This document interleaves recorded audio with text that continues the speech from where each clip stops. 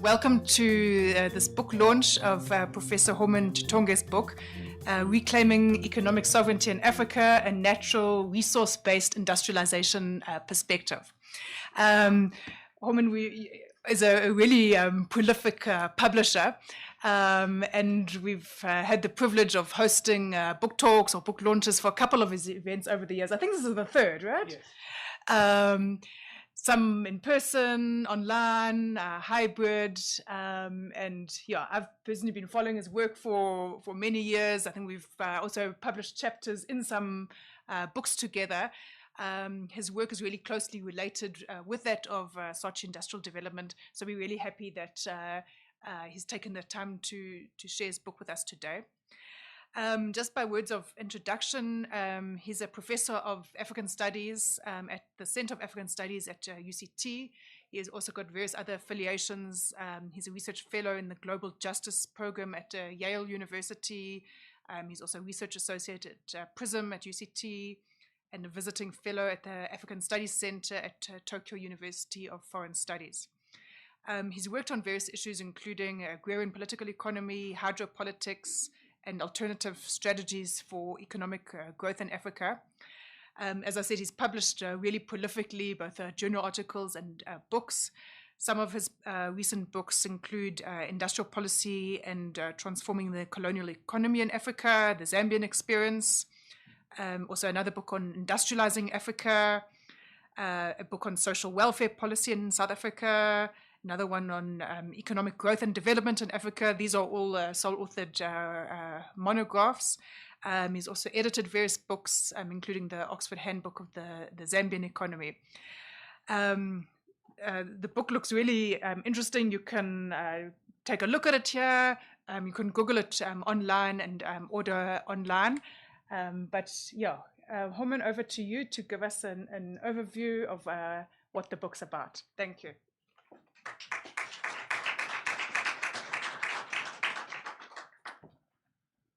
Thank you, Fiona, and thank you everyone for coming. I am honored to launch this book with you here. We did a first book launch in Cape Town at UCT, and it was incomplete until we launched this one. So the second leg is very important. Just to start with, when you write a book, of course, you have an idea that you want to share with people, and I want to speak to that idea. Where did this come from, and how is it then laid out in the book? Of course, I won't give details because I want you to get the book and read it yourself. Yeah. So just for the title, Reclaiming Economic Sovereignty in Africa. The initial title was actually Reclaiming Africa's Economic Sovereignty. And then in the exchange between the reviewers of the manuscript, they suggested to me that when you say reclaiming Africa's economic sovereignty, you are making the argument that there is a single Africa somewhere there. But we know that there is no such an entity called an African state or an African government. The AU is not an African government. And at first I resisted, saying, but the way I'm conceiving this project or this argument, it has to be an African project. A reclaiming process has to be an African project. So the argument then became like, okay, but if you say that, then you have to wait until there is an Pan-African project for reclaiming. At the moment, we are operating with 54 different states. And in the process of going back, so I changed a little bit the title to read Reclaiming Economic Sovereignty in Africa. What that means is that if we say reclaiming economic sovereignty in Africa, we can begin to say individual African countries can start the reclaiming before you have a unified African continent that can do the reclaiming. Yeah. So there's a bit of a watered down. Mine was a more radical kind of proposal, but I accepted that, knowing that we still have a challenge of unifying the continent. We don't have a single policy. We have perhaps 50, 55 different policies on natural resources, on anything else. Yeah, but the act of reclaiming the sovereignty, the economic sovereignty of the continent should start. I think it's long overdue. So what I answer in this book is to speak about what is economic sovereignty, what does it entail, and how does it play out on the continent. I also was very conscious at the beginning that the process of reclaiming assumes that there was a point at which Africa lost her or its economic sovereignty. Yeah. So one has to make that. So if I'm making the argument that Africa needs to reclaim, or there has to be a reclaiming process, it means that at some point we lost our economic sovereignty. Yeah. And that's the argument I'm making, that we lost the economic sovereignty through several hundred years of Africa's interactions with the rest of the world. Some people would want to put 500, but slightly a little bit longer than that. And we lost that economic sovereignty because we were not able to control the resources that we have for our own interest. Yeah. And I make the argument that we're still in that state where we are not able to control our resources and use them for our own interest, that the other people that are controlling that. And I'll elaborate a little bit on that. And natural resources then become very critical in the process of reclaiming. Just think of it, and it's become now very common for people to speak about Africa as a strategic place. And a strategic place because it is a continent that is perhaps the most endowed of all the continents on the planet in terms of both natural resources, but also now human resources going forward. But the irony is that the most endowed continent has become the most impoverished. And we can't run away from that fact that we are, whatever measure of poverty that you use, whether it is housing or water or GDP per capita or industrial productive capabilities, anything that you take and compare to any place, any region, we have the lowest score. Why? Whether it is food production, anything. And for me, that is a question that I have been grinding with. Why is it that we are the most endowed?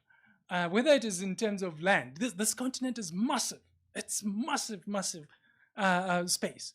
Even if we have deserts all over, but even with that, you take out the deserts and you remain with whatever, we have 60% of the virgin and virgin arable land on the planet is on this continent. We have 5 ecological zones that you can produce anything from wheat, because of the vastness of this. And yet, we are still the most impoverished. Yeah. So, and I've been, thinking about this for quite a long time now. And I remember earlier on, some people would argue and say, no, we are impoverished because we are located in the tropics, that a larger part of the continent is located in the tropics. Others were telling us that we are impoverished because of corruption, that we are impoverished because we have states that are never formed in a natural way. So we had a myriad of explanations. For those of you who follow the economic literature, we had that literature on the empirical studies. So the people were running regression. Very, very popular in the 90s when data became available. So they were running regression to find out whether there was any correlation between Africa's poor performance and any other variables, including diseases and so on. And it became fun. It became an industry on its own. For those of you who are old enough to remember that we were searching for what we were calling at that time the Africa dummy variable. So the Africa dummy variable was this this industry of running regression and then finding something unique about Africa that could explain why we are facing, we are the most impoverished continent. But I think that industry was proved to be actually a European fabrication of how to explain the African economic challenges. And in this book, my thought was, how do we explain this? And one of the reasons that came to mind was that we are so impoverished partly because we have lost control of our natural resources. Right, but what does that mean? If you take any value chain, and in the book here I referenced both President Cyril Ramaphosa and Yoweri Museveni and Kagame, they are aware that if you take 1 kilogram of coffee beans, if you sell that coffee bean without adding any value, it gives you roughly about $2.5, $2.50. And if you process that, you grind it, you roast and you grind it, it generates a value of roughly about 55 US dollars. So what you are getting there is not even 10% of the value of what you're generating. If you can do the same, and so you can analyze any value chain that starts anywhere, that we are not just adding enough value to what we own. And why? And somebody would ask and say, but why is it that we are not adding value?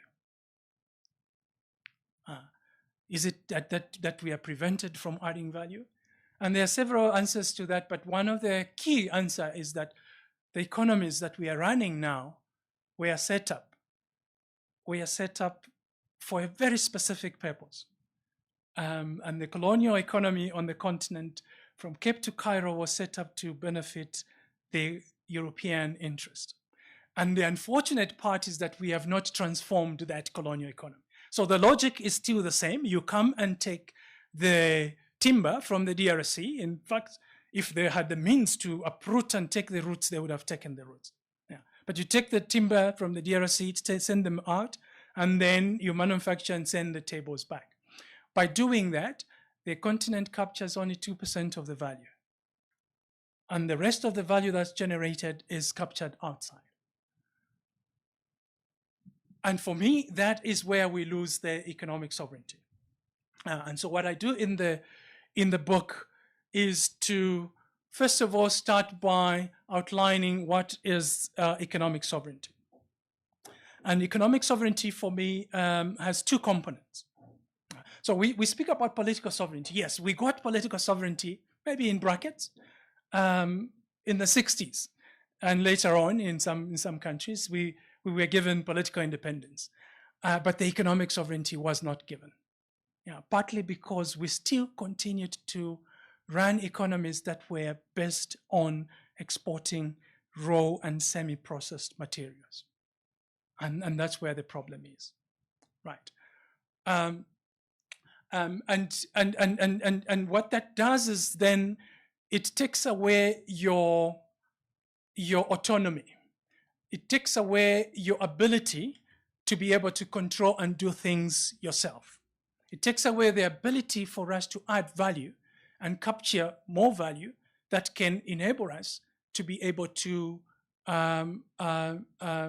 be stronger economies on the global stage. In doing that, I also make the statement that if you look around carefully, you would see that political sovereignty on its own is empty without economic sovereignty. And this has come actually to surface. Before I was making that argument before the Trump tariff or trade wars came into play. The stronger economies or the stronger political influence comes from having a strong economy. But you can't have a strong economy when you are getting 2% of the value from your resources. That's impossible. And as long as we continue with that, we will never build strong economies that can contest with bigger economies on the global stage. And that's where the economic sovereignty is lost. Yeah, so economic sovereignty, for me, has two components. The first component is what we call finance and monetary sovereignty. And the concept of monetary sovereignty comes from an old concept of a sovereign as somebody who has the power to issue a sovereign currency, right? Someone in the old days, someone was called a sovereign only, and the significance of that was that you had to issue, a sovereign currency, that is a fiat, money that has to be accepted by everybody within the jurisdiction. That's what monetary sovereignty meant. And of course, we do have a lot of countries on the continent, they do issue sovereign currency, but how sovereign are they? How sovereign are the sovereign currencies of the African continent? How many of the African continent are traded on the global market? How many of them are reserve currencies? 0. None. Not even the stronger rand is a reserve currency. Nobody holds reserves in rands. Nobody holds reserves in shillings. Nobody holds reserves in Namibian dollars and so on. And that in itself is an indication that we have lost monetary sovereignty. Yeah, and there's no country on the continent that can make that claim that they have monetary sovereignty. Yeah, they can issue the currency, but the currency, because of what we call the currency hierarchies, ours are weak at the bottom, where they are not even recognized. And one of the reasons for that is, again, we can go to the value addition dynamics, because we're adding very little value and our currency therefore has no influence globally. But if we can, and it becomes stronger, then it can trade on the global market and it can compete with the dollar as well. But there's no currency that does that. Yeah, so the monetary sovereignty, financial and monetary sovereignty are important. The other leg of the economic sovereignty concept is what I refer to as the productive capabilities. So the basic idea in economics is about production, that value is created by production. And an idea of a currency that is not backed by production won't stand.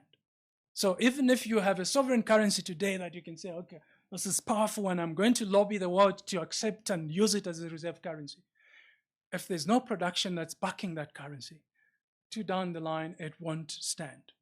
And that's why the component of productive capabilities become very crucial. And for the continent, this is one, again, it's an indication because our productive capabilities are, again, the lowest across all the regions. And what I do, the argument I make in the book is that for us to regain and to reclaim that lost economic sovereignty, we have to build productive capabilities. Yeah, that's the starting point, because when you build productive capabilities, we will be able to strengthen our currencies and they will have much more stronger influence globally. But also productive capabilities will enable us to add value, and in the process of adding value, we claim more control over the natural resources. We won't be forced to ship platinum in raw form from here to Germany to make catalytic converters. We will make the catalytic converters here and probably supply into some assembly plant. But we have to have the means to do that. Yeah. And one of what I do, particularly in chapter 7, was to highlight what are the key components of these productive capabilities, and I use the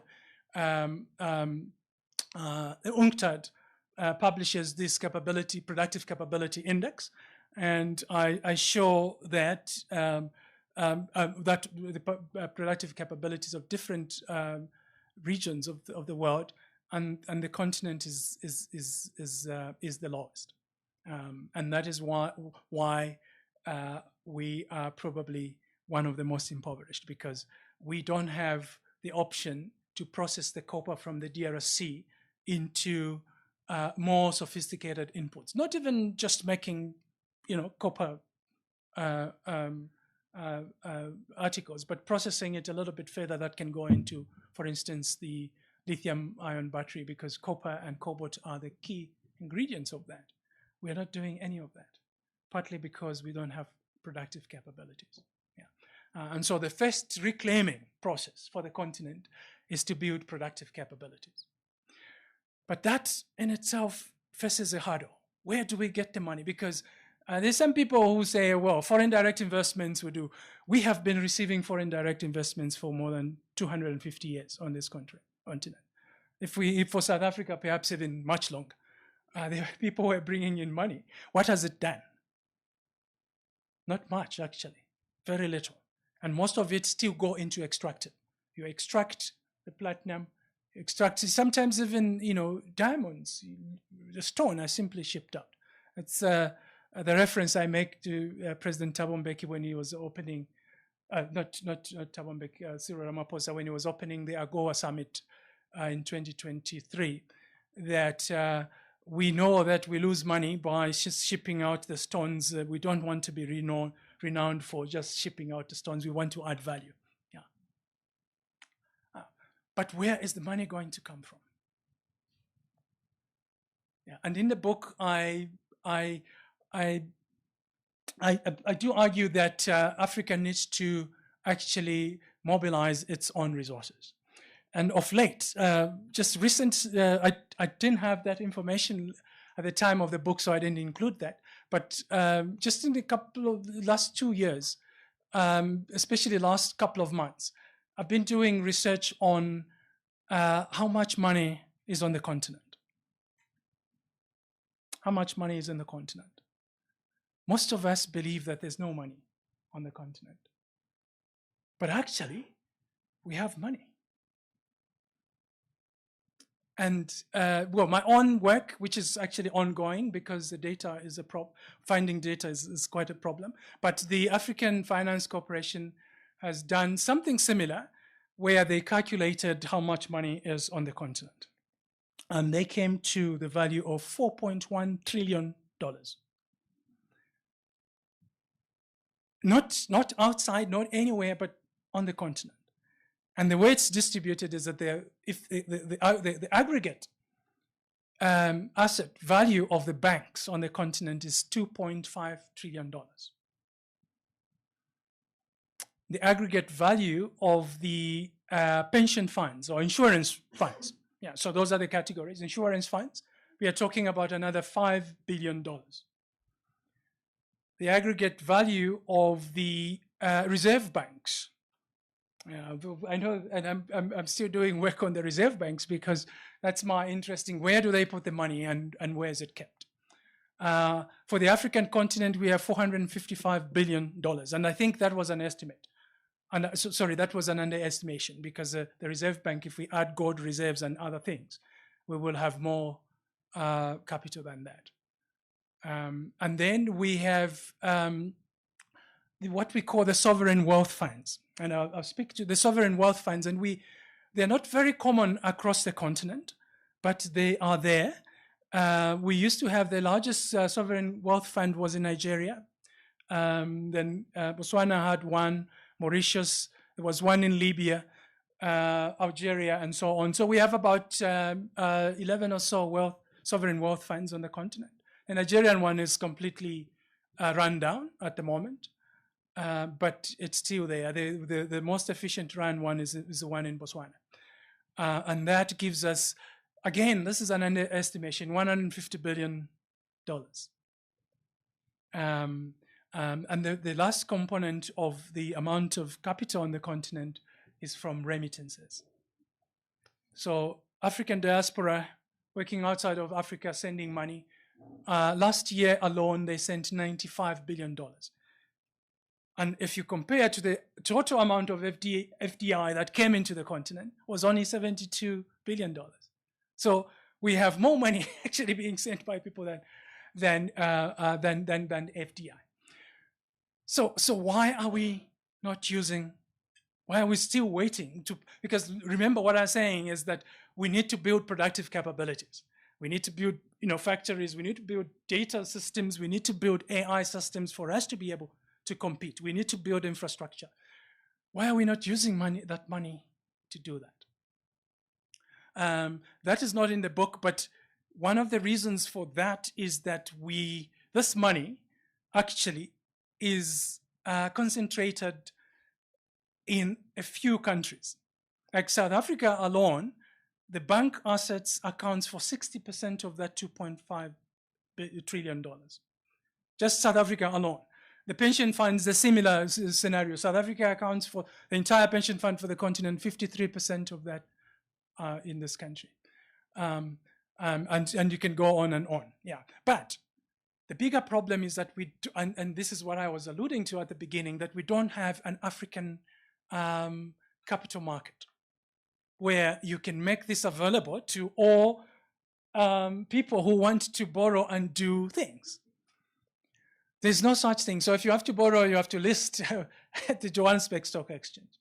If you're in Nairobi, you have to list at the Nairobi Stock Exchange. In some countries, there's not even a stock exchange. Yeah. So what the African Union has done, an innovative to overcome this, is they have created what they call the African Securities Exchange Association Agency, which was launched, I think, 2 years ago. And what that does is that it's trying to find a mediation from these assets into capital that can actually be available for investment, because most of these assets are not available for investment. And so the process of reclaiming has to start from within the continent itself, that we have money. FDI, can come and support, and I don't want to be very radical and say it won't do anything. It can come, but we should tap from our own resources. And you've heard perhaps the term domestic resource mobilization, or even a more radical term, domestic resource creation. The domestic resource mobilization speaks to this kind of thing, that we have both human and natural capital. Why can't we convert that into investable instruments that can support our process of building the productive capabilities? So for me, again, going back to that point I made at the beginning, the reclaiming process and the use of all this money, if the money is scattered, fragmented into 8 countries, we won't be able to make any progress.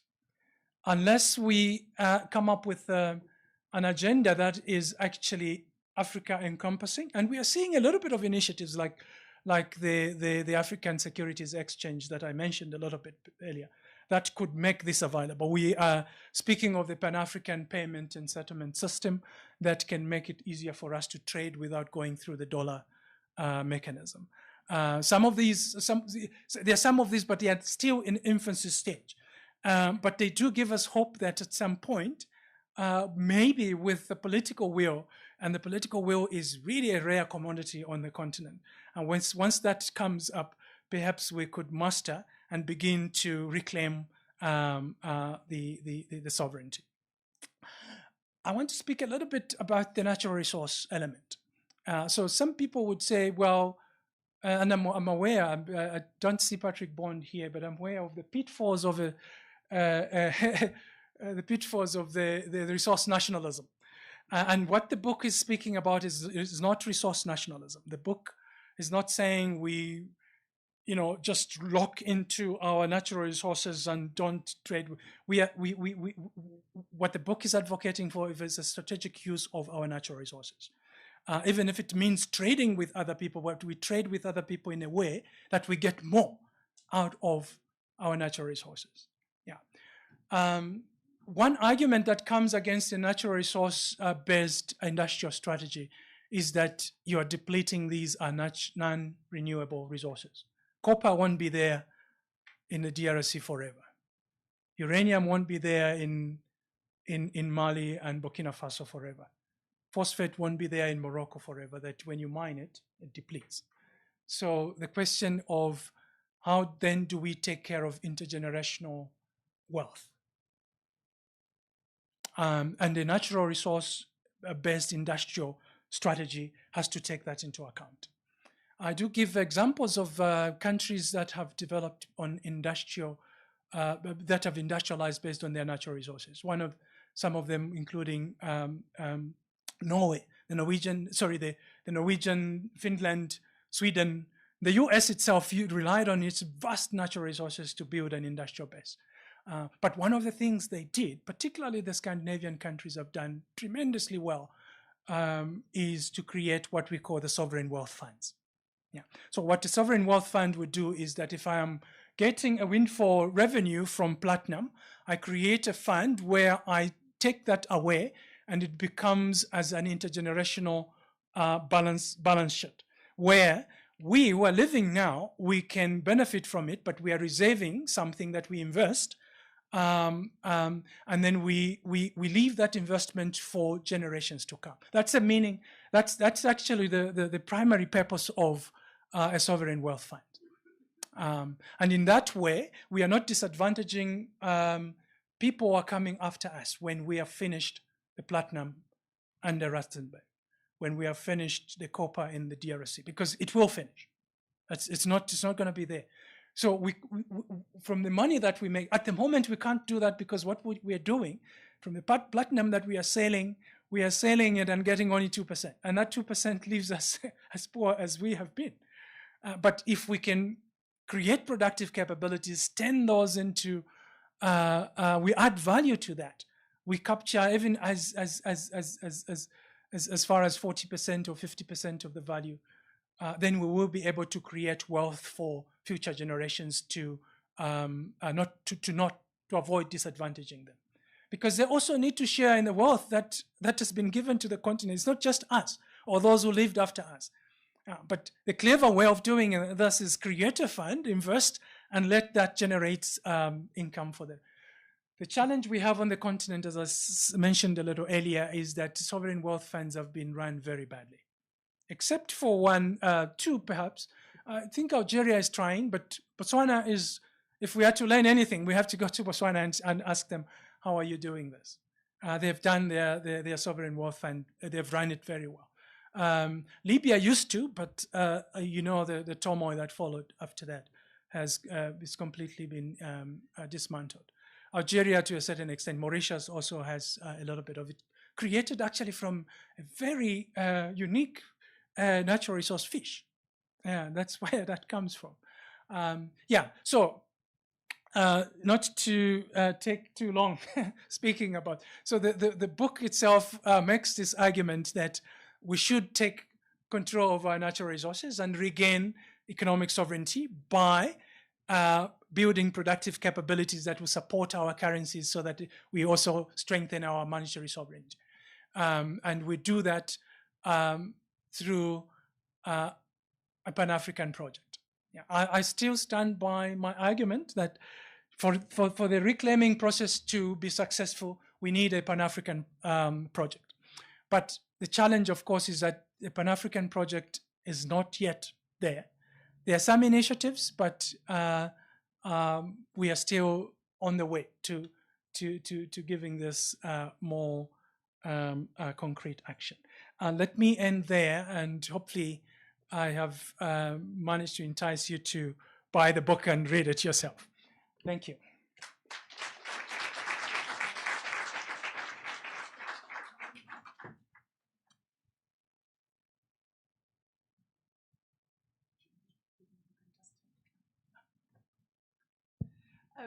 Well, thanks so much, Homan, for this really masterful flavor of the book. I know it's not easy to take a whole book of several hundreds of pages and all the research which has gone into it, and to give the audience a bit of a taste of it.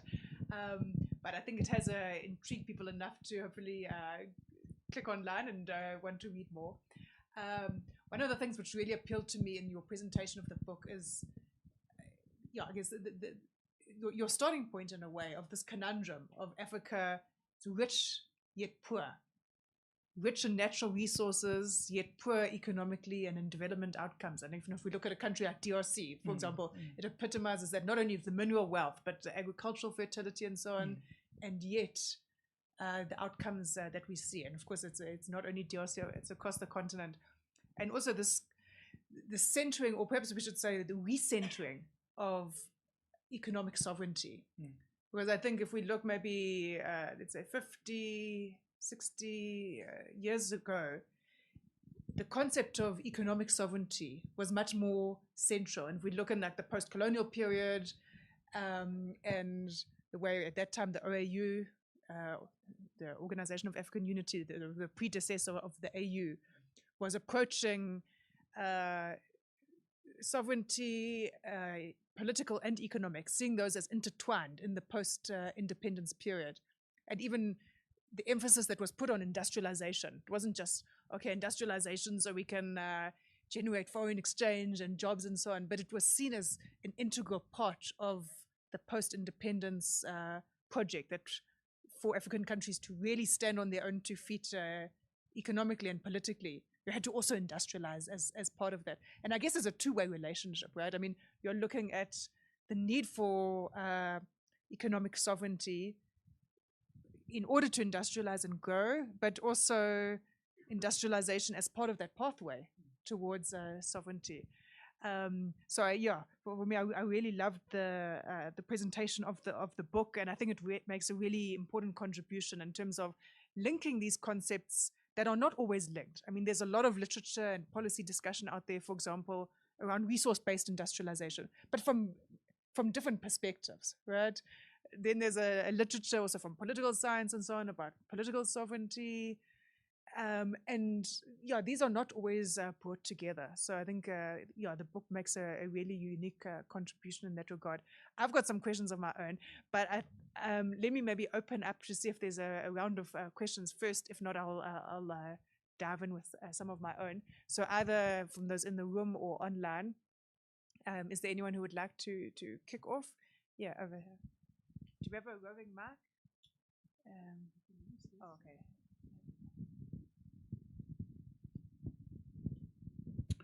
Thank you. My name is Akil Nkosi. I'm from the University of Pretoria. I'm a geologist. And I've been interested in this question for a long time, considering the exposure of working with, thinking about minerals, in the country, but across the continent. And I've always had this thought experiment, and I'd like to see how you would entertain this particular thought experiment. Let's assume we have an Africa in the context of a market capitalism and global, geopolitics as they stand. Let's assume we have a Africa that is highly efficient, where we have efficiency of being able to add value to whatever we extract. Almost no corruption, we'll never have zero corruption anywhere in the world, but let's say we are as close to 0% corruption. Governance is there. All systems go, all of our politicians are working towards the betterment of our people and future generations. Everyone is working towards that. And understanding how market capitalism works and understanding how the current structure of extractive capitalism operates, in how it obviously looted our continent as we speak. What do you think would happen if we operated in this continent with that level of efficiency and ability to build an industrialization and indeed transition out of even industrialization and into tertiary economies? What kind of world would that mean for the current global north and possibly even the emerging global north, who are also now vying for power and control? What does that actually mean for Africa strategically? And would that even be possible? Okay, then I have two online. One from Tanya, who's asking, Prof. Chitonje, what role does intellectual property law and law of technology transfer play in being able to improve productive capacity and thereby asserting economic sovereignty? Then the second question from Nolutando, thinking about claiming our economic sovereignty in a Trump administration, what strengths do we have to implement this when we're being punished with tariffs? And the question is, what resilience mechanisms do we have? Sandile, followed by Freeman.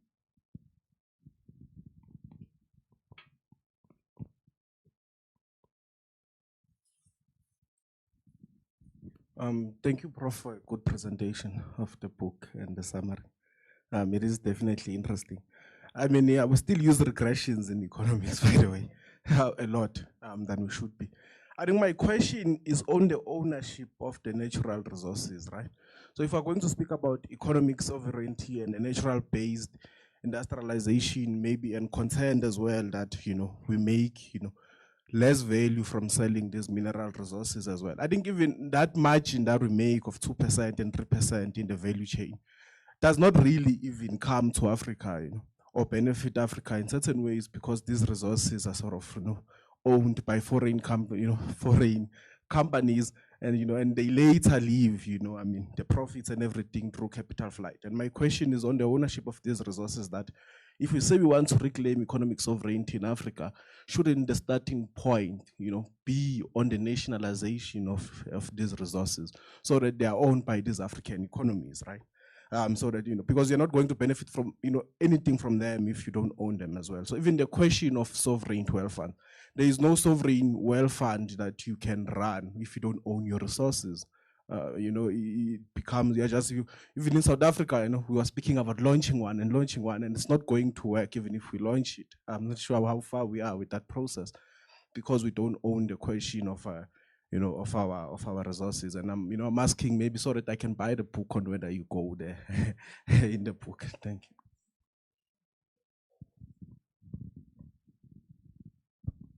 Thank you, Prof, for the wonderful presentation. My question is, how do we gain maximum political will to ensure that we gain economic sovereignty in Africa? The reason being that you find that a lot of countries in Africa, there's now the presence of mafias and cartels. I don't know if they are invited or they forced to join there, and you find that they influence how political leaders behave and develop policies. For example, if you look at Zimbabwe, where you find out a small roundabout or traffic circle is built for millions of dollars, and you find that there are different cartels and mafia who take part in the running of the governance. So what is required to achieve that full or that maximum political route to ensure that we achieve the economic sovereignty which you outlined in the book? Thank you very much. Yeah, we still have some more hands, but I think let's give Chitonge a chance to respond. I've noted these two in front. We'll come for a second round. Yeah, thank you. Thank you for those brilliant questions. I might not have the answers to all of them, but I will just give my opinion, and hopefully that would make sense. So if Africa was to become so efficient and was to add more value to its resources, what would happen? So, a process of reclaiming. And so a process of reclaiming entails that you are asserting yourself against something else, a system, whether it's capitalism or whatever kind of system, that you are asserting yourself in the system and saying, I want to be recognized here. I want to fight for my own interest. And any process of reclaiming means that you go against a current. So there are some people that would, there are some people or some forces that would actually oppose that. So the reason why Africa is not industrialized is not because Africa has not wanted it. As Fiona was saying, in the 60s, with the euphoria of independence, there was a strong push for the continent actually to reclaim that economic sovereignty together with the political sovereignty that was given. But there are forces that pushed back to the point that by the end of the 80s, the continent had given up with that radical project. Yeah, the structural adjustment programs came in as part of that capitalist system, and they were telling us, you don't have comparative advantage in turning cotton into fabric. Send it to China, and China will send your sweaters and your shirts. Mali produces a lot of, is the biggest producer of cotton, but it has no single textile of production, the cotton that's shipped out. And with that kind of economic thinking that the continent doesn't have a comparative, even there's some people who believe now that there was, in 2007, 2008, the Reserve Bank invited what we were calling the experts from Harvard University. Yeah, you would remember that, yeah. And the Harvard University were given the task of assessing whether South Africa should continue with the beneficiation process. And I was actually surprised that the conclusion was that no, South Africa doesn't have any comparative advantage in beneficiation of whether it's diamonds or any other things. And in fact, the conclusion was that beneficiation was a misguided policy. And anyone who is thinking about that would say, wait a minute, so you want me to continue getting the scrap from the resource that is actually under my soil? And if I have to develop a way to add value, you're saying that I shouldn't be able to do that. So what I'm saying is that there is economic ideology, there is economic currents, including capitalist institutional systems, that block the continent. And this is why the act of reclaiming has to be a radical process, perhaps at the Pan-African level. If we were to do that, we can only do that at the Pan-African level. If we were to do it as an independent country, probably they'll circumvent us and go behind. But if the whole resource of the continent is guided by a single policy, I think that is possible.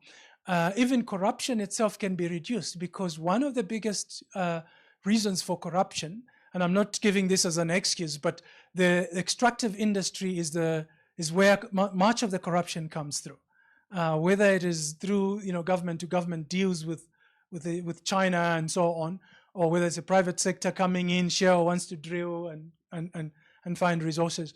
That's where the corruption comes in. And the corruption comes in not just in terms of bribing, but in terms of capital flight, which is that extractive industry are more prone to capital flight, that transfer pricing and misinvoicing and all this tax planning are much easier to do when you have a huge resource economy. And so once we gain control over that, we can reduce all that, including capital flight would drop. There are some studies that estimate that at least 50% of capital flight would drop if you are able to do the value addition here. But because you're taking all the resources, the misinvoicing and the transfer pricing become a very vicious process of leaking out Africa's resources. What role for IP? So intellectual property is an important aspect of a reclaiming process, because a reclaiming process is a process where you are reorienting both the production process inwards, by saying that we want value to be created within the country or the continent, instead of value being extracted or being created outside of the continent. Now, intellectual property comes in handy here because when you create, whether it's patents or whatever innovations that you do, those innovations have to come. When they come from outside, they add more value to your physical natural resources. And at the moment, actually, when you do any value chain analysis, that whether it is the Apple computer or Apple iPhone value chain, we are discovering that actually the larger component of that is what we call intangible assets, which are actually at the heart of it intellectual property. Again, we can use the same to say we are poor on the continent because we haven't been able to actually claim much of that intellectual property. Intellectual property on the continent is less than 1% of the global production. We are about now 19% of the global population, and yet only 1% of intellectual property, less than 1%. So if we can increase that, say for instance, we come up with an idea to make an African car that has an African brand name, or I'm just giving that as an example. You will have a lot of intellectual property that will be actually, what we're doing at the moment, we are borrowing intellectual property. Whether you are assembling Mercedes-Benz in East London or the CEZ up in Pretoria, we are actually borrowing those. And that doesn't give us the autonomy we need. We need to build our own. So very important in the reclaiming. How can we assert economic sovereignty under Trump? And that's exactly the point, that what Trump is doing is to prove to us that you have no control over your own economy. You can see how fast we were running to him and trying to negotiate with him. Whenever he says, I'm imposing 30% tariffs, now we are 30% plus the 10% from BRICS. So if we sit at, and what he's trying to do there is showing us that you don't have the power. He has the power. We all have to run, and for sure, as an important partner, we can't just ignore. So I agree, and our strategy then is to say, how do we strengthen ours? That is what a reclaiming process should be about. Because Trump has shown us already that we don't have power. We all have to run to him and beg him and say, hey, can you at least listen to us? We are not enemies of your friends. Yeah, because part of his tariffs is because you're not doing well on that. So yes, sovereignty and nationalization, economic sovereignty. Yes, so you see, nationalization is a policy that the state issues to claim or assert its control over the economy in its territory. But nationalization is not the only way that to assert that sovereignty. There are several other ways of asserting sovereignty. I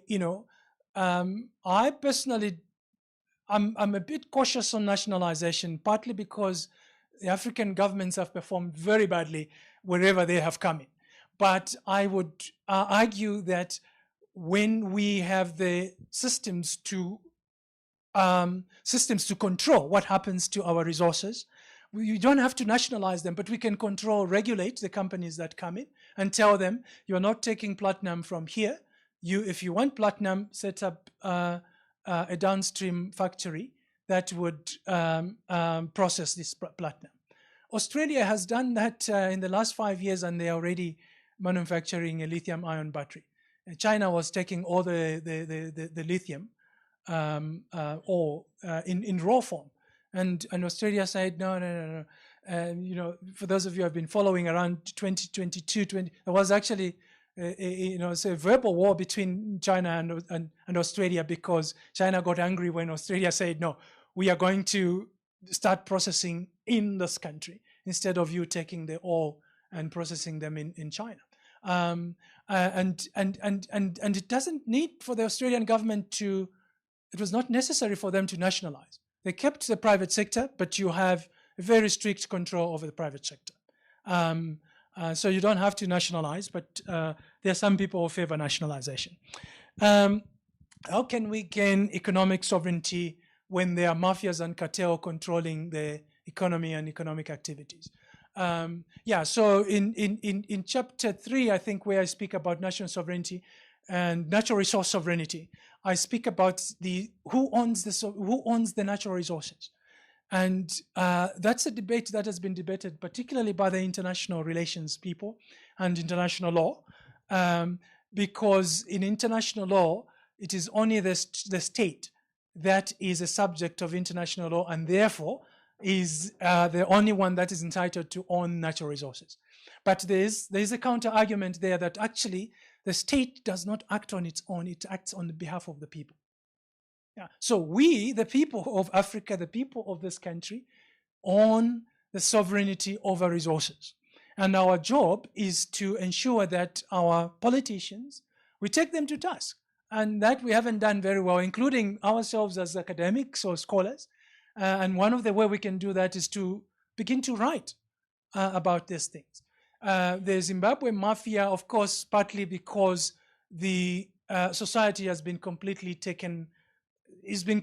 emptied of the means to be able to assert its sovereignty, particularly with the stories that were coming out of Al Jazeera. The gold looting mafias from Zimbabwe is a good example of that. That they do it with impunity, actually. None can stop them, including the Reserve Bank. The Reserve Bank of Zimbabwe was the first one in this continent to start buying gold gold from artisanal miners. And you would know this, that the large part of gold mining on this continent is done by artisanal miners, particularly Ghana and so on, and so, except from here, South Africa. And what the Reserve Bank of Zimbabwe did was to say, anyone who mines that gold should come and sell to us, and then they will then process it, melt it, and then stockpile it as part of the reserves to back up the local currency. With the coming of the cartels that we are speaking about, all that process now has gone into few hands within the politically connected.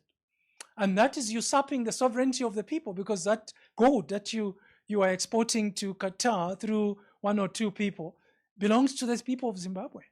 And they are the ones that should be benefiting. That we've lost that because we've always seen the state as this entity that has all the power, but the power behind the state comes from the people. That's what the principle of sovereignty. The actual the actual place where sovereignty resides is the people themselves. So we have a duty then, you and I, to be able to hold our leaders accountable and say, we are the owners of these resources. What are you doing with them? Even if they enter into collisions with cartels. So, thank you. Thanks. Let's take one more round of questions. I had noted these two in front. Do you want to kick off there? Oh, you're covered. Okay, over here. Afternoon, Prof. My name is Bonga Kongota. I'm a student here at the University of Johannesburg. I wanted to find out, Prof, that as you've mentioned, the money is there, the resources are there. Then the question becomes, if we have identified the problem, why is it then till now we haven't still yet solved the problem, but rather what we do, as you've done in the book, is that we discuss the different versions of the problem. And is the problem politically? I mentioned politically as it is the current pandemic due to corruption, and as one of the questionnaire asked, is it the mafia problem? And also, is it or is it whether that we haven't yet identified the minds that can help us solve the problem? And if we haven't yet identified the minds, what infrastructures can we then put in place to ensure that that will enable us to identify these minds? And I mentioned infrastructures, ignoring universities, because universities, whether it's a fact that we want to accept or not, they train thinkers that are employable, not thinkers that can invent, which is the type of thinkers that we need to achieve industrialization. So to be specific, my question is, what infrastructures can we put in place to identify the minds that will help us solve this current problem?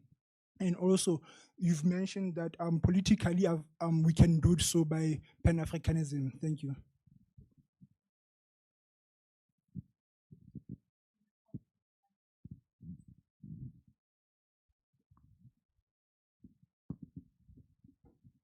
Thank you. So my question is, on the note of our African currencies having value and eventually gaining the capability to compete with European countries' currencies, should that happen, is it not going to affect our own people? Like now with the current currencies, the cost of living is very high. I feel like it's going to affect like not South Africans, but Africans, or unless excuse me, unless if you believe it will be bearable, should Africa be able to process these natural resources to meet African demands as well as exports? Zakele, is it a follow-up question? Go ahead.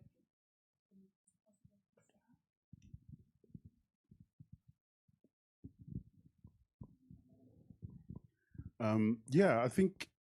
Thank you for the response and everything, but I'm just going to provide a very nihilistic assessment of even the claim or assertion that you've made, and that the countercurrent that you're highlighting isn't a current; it's a torrent. We actually have to understand that, the extraction that has occurred in this continent, first of our people, then of our resources, hasn't abated in any way, form. And if you actually read that thread, that colonialism was a basically reinvention of the basic of slavery, then of course thereafter the carving out of our continent, and it is just simply transition. And so if you understand it as a counter, not just as a counter current, but as a torrent that is a force to be reckoned with, then you actually understand that even this, what you're claiming, is in itself a completely a process that is against what is the desirable outcome for our continent. Because at the heart of it, I mean, look at Dangote. He built an oil refinery and it's not even operating at 50% capacity. Why is that?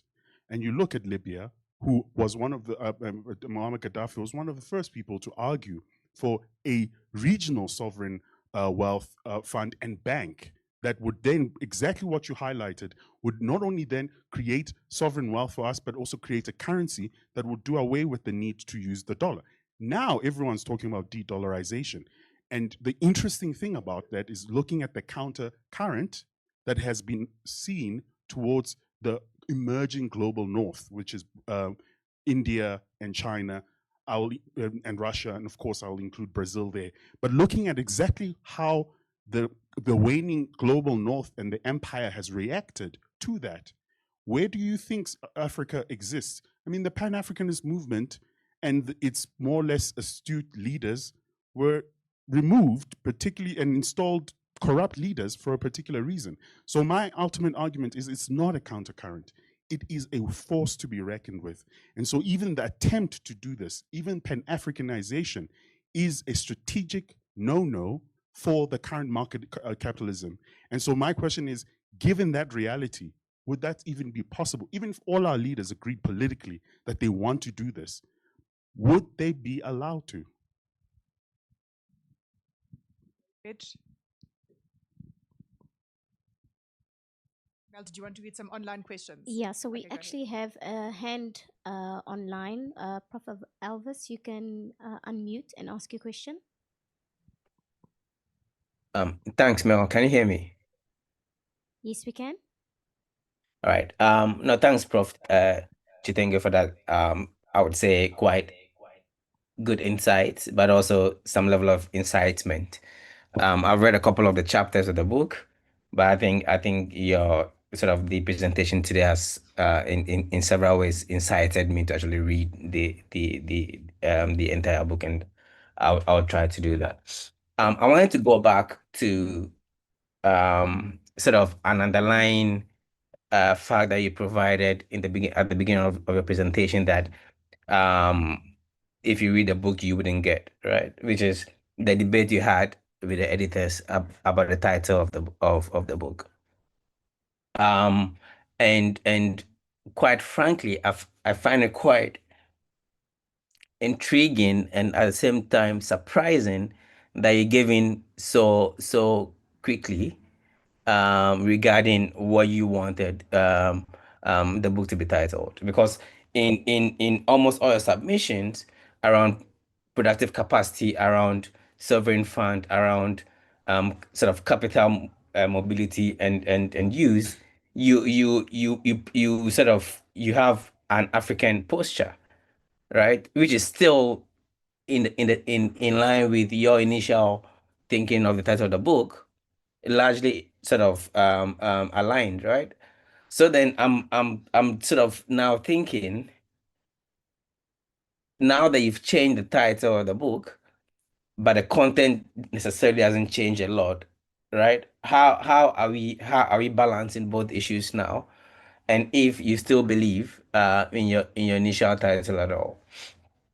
And I would want to sort of build on that to go to some of the issues that emerge around sort of the sovereign fund question. So this week, I had a lot of discussion with some friends around this very issue around sovereign fund and how it could be used. One of the key things that emerged was that sovereign fund is sort of a intertemporary choice, right? And you've sort of explained nicely about the fact that how Norwegians and the Finnish and the Scandinavian countries in large have decided to sacrifice today's consumption for the future consumption largely, right?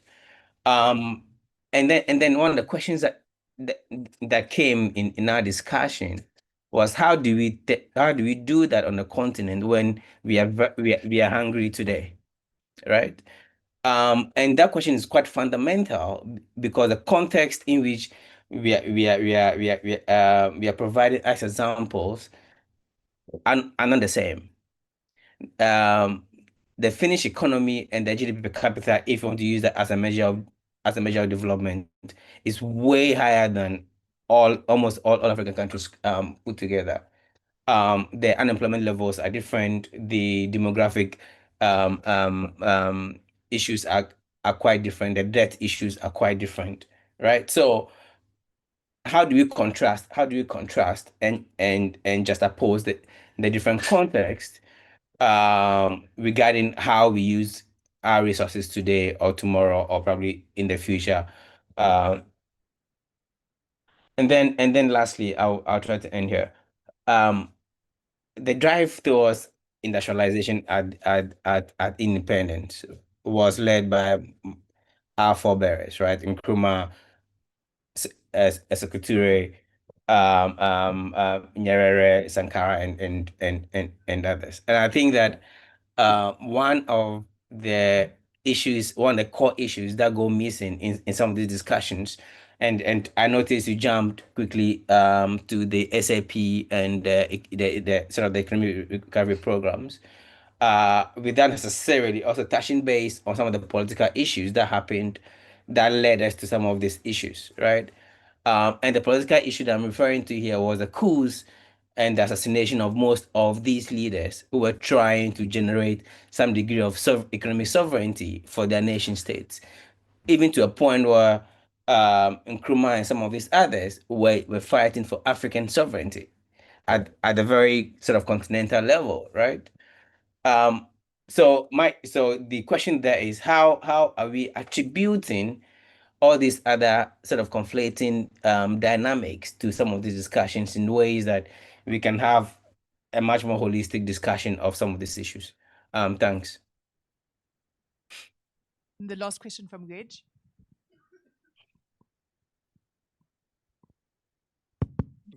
Thank you. My name is Reg Ngosi from Pretoria. Yeah, thanks for exciting insights into your work. Frankly, we should be buying this book, no doubt.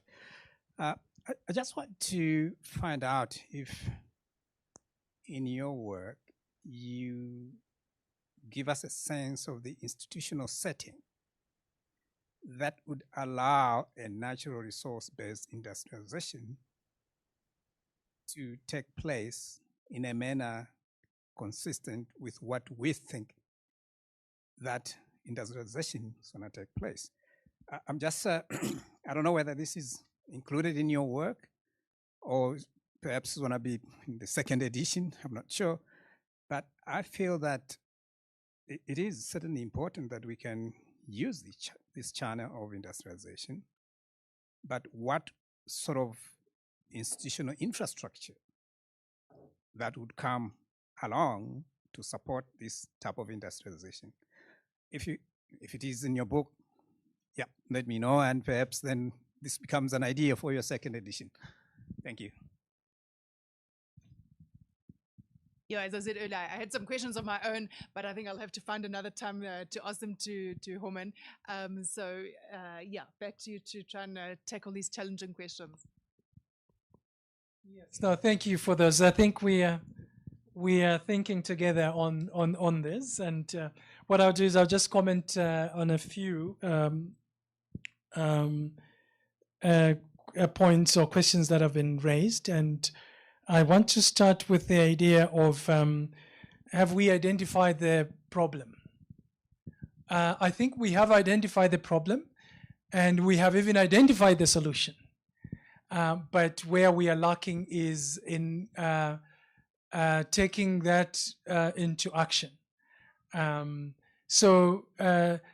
say also that, and this is across, I mean, at AU level, we have very brilliant documents that have, if you look at, the Accelerated Industrial Development for Africa, SARChI-ID, it's a brilliant document that outlines how the continent can industrialize at a continental level.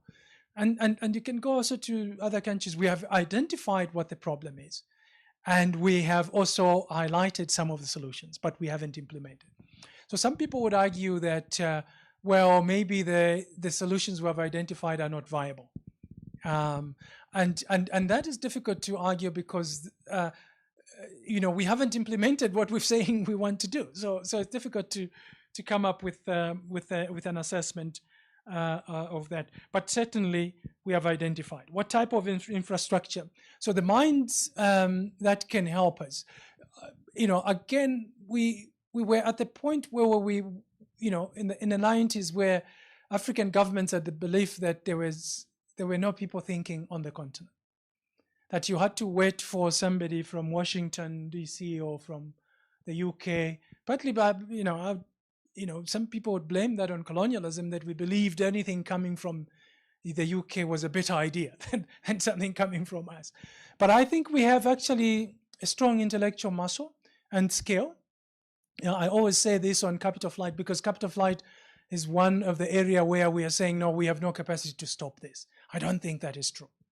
We have a lot of very qualified accountants and investigators who can track the funds and find them. It's not that we have no skills. It's not that we have not identified the mines. We have identified the mines, but are we following up with political action? Because as scholars or as researchers, our job is to highlight these ideas and suggest them, and the politicians should be able to find a way to implement. And I think we should now pass that area where we were saying we don't have thinkers in Africa. I think the continent now, we have thinkers, we have skilled people. There might be few and apart, and we can share them. It's a part of a continental strategy, whether it's accountants, and we can share them around. We have a little bit of mass. The problem is that we're still believing that that accountant coming from Washington D.C. would do a better job than an accountant coming from Harare, and I think that is where the problem is. We wait, and if we wait for Harvard experts, they'll come and tell us that beneficiation is a misguided policy, which is actually, maybe from where they come from. Yeah, but for us, it doesn't make sense. Yeah. Yes. So the question about the currency competing with the Europeans, I don't think I understood it very clearly. But so currency compete on the global level based on the goods and services that you are selling into the global market. And so if we are selling more rand material, the rand would be used everywhere. And so if we have an African currency that is actually, we are selling products that are going everywhere, it will be stronger, and probably even stronger than the UK. So I don't think that it will affect our people, maybe at the beginning, but eventually it will be stronger. Yes, so the question about the torrents and the currents. Yes, so the African continent has been subjected to these kinds of forces, external, most of them, some of them as brutal as you mentioned, as brutal as taking people as commodity to sell. And that process, again, as you said, has not ended. It has taken a different form now in terms of taking the resources. But I think we would defeat ourselves if we simply say the torrent is too strong. We can't do anything. I think we have to stand back and say, how can we stop this? Or how can we resist? How can we reclaim? How can we counter? Whether it's a torrent or tornado, we have to say, look, we have no choice. We have to find a way to counter it. And there are different ways of doing it, although we are not doing that at the moment. So on the title of the book, yeah. So it's yes. So I was grudgingly, trying to argue with the editors that no, I still maintain my project to be Pan-African. But I saw the point they were making also, that if you are going to argue that this is reclaiming Africa's sovereignty, there is an assumption you are making that Africa is this single entity that is going to do the reclaiming. And the argument was that that doesn't exist at the moment, that we don't have an Africa that is making policy on anything, whether it is currency. The AU has a policy, but member countries go and implement different things. Yeah.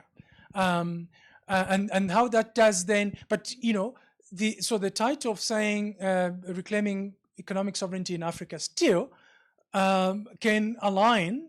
It doesn't contradict what my project has been in there, that this is an African project, although at the moment we are implementing it as individual country, but still this is an African project.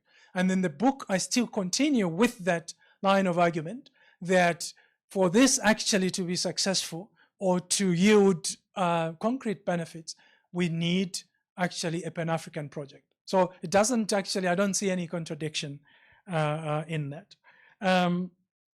And then, yes, sovereign wealth funds. So the idea of sovereign wealth funds is not that you deprive the current generation of enjoying the benefits of the natural resources. No, it's actually that you put aside something that can be wealth for future generations. So it's not that we ignore hungry people who are starving and saying, no, we are creating a sovereign wealth fund, money go there. No, that's not what the sovereign wealth fund works. The sovereign wealth fund is almost like a generational justice instrument, where you're saying the people who are living now need to benefit from this, and you give them a fair share of that, but we are keeping a little bit that is kept for future generations to benefit from this wealth. So it's not that we deny anything. So Rage, yes, in terms of the institutional setting for a resource-based industrialization. So it requires, a very special type of institutional setting that would have the capacity to be able to identify areas where, because the natural resource-based industrialization also has to identify what are the key areas where we need to start from. And the institutional, capacity at the national level, at the African continental level, will have to, I think, start by first identifying what are our strengths and what are our areas that can give us, where we can do, immediate action. For instance, if you ask me, you would need very strong coordination to pursue an African project of reclaiming. We are seeing a little bit of that. Of course, some people are dismissive of Burkina Faso, Mali, and Niger. They are beginning to say, wait a minute, the uranium that was being processed in France, we are going to have it here. Of course, you won't see much success of that until you have an institutional anchoring that says, for the continent, we are going to coordinate this. Because when you take the uranium from Niger, from France, France will come and negotiate with Mozambique and they'll get the uranium. France will go and negotiate with Djibouti and they'll get the uranium. So the institutional setting, I think we have strong coordination between the different African states. I think that is what can make a resource-based industrialization successful. And we have seen this even at a country level. So if you look at the now developed countries in Europe and in America and even in Australia, is that they had an institutional mechanism that promoted both backward and forward linkages from resources into in manufacturing and services to create an ecosystem that is actually an integrated system to promote this. And we need institutions for that. So that is a very, very important part. I do argue in the book, I don't dwell much about the institution, but I argue in the context of what I call the regional industrial policy, which we have already in SADC. We have already in ECOWAS, we have already in the East African Community. For SADC, we even came up with a roadmap on how to implement that regional industrial policy. But again, we go back to the follow-up, that the roadmap for implementing the SADC regional industrial policy, unfortunately, has not taken off.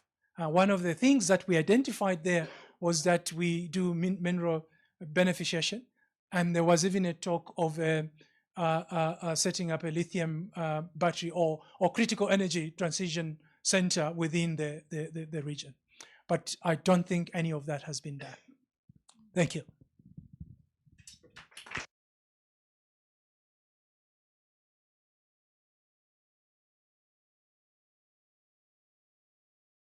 Leave it there because we are out of time.